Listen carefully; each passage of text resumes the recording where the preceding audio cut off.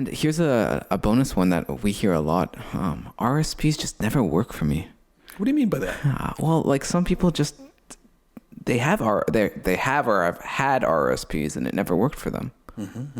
And to those cases, I think there's an important consideration that the RSP is just a vehicle.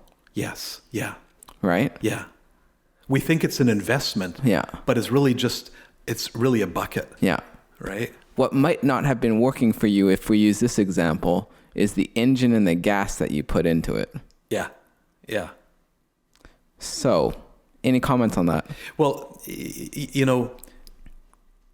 you take a look at the RRSP as a bucket, and you think about what you're putting into that, it can be rocket fuel, and one match and that whole thing explodes. So you can try investing in penny stocks, or investing in Bitcoin. I don't even know if you can invest in Bitcoin. No, there's ETFs that invest in crypto. So you can hold that inside of an RSP, and you're expecting that to just explode in value.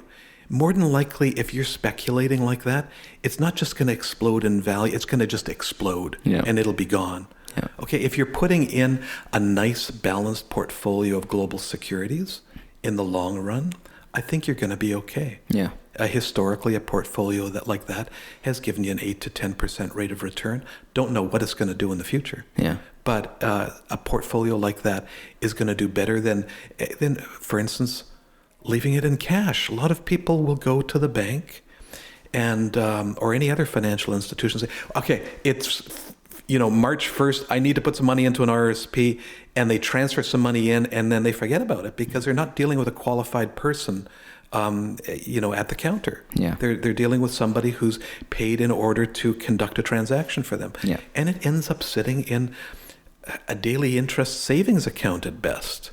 And what's that going for these days? Well, right now, nothing. It's getting you like 0.2%. Yeah. Or maybe they'll put it into a term deposit and lock it up for 0.75%.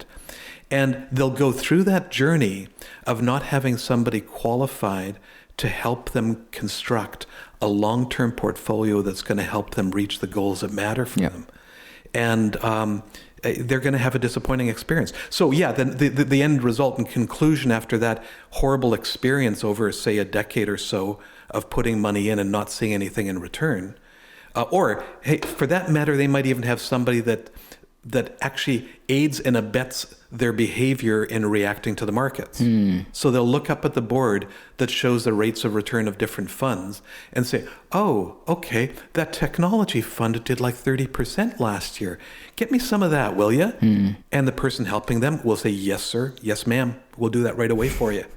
They will aid and abet their bad behavior because they're gauging the future on things that have happened in the past. The same thing happens with bonds. Yeah. In a bad market, let's just say bonds might have done quite well as interest rates have dropped. And they'll say, put some money in that bond fund because it did 6% and my equities lost money. Yeah. They will aid and abet that behavior. So after the end of a number of years, 10 years, 20 years, whatever, they will have had a bad experience with their RRSP, but it's not the RRSP's fault. Yes. Okay, I think I'm done that. I think that tangent was very, very Richard-like.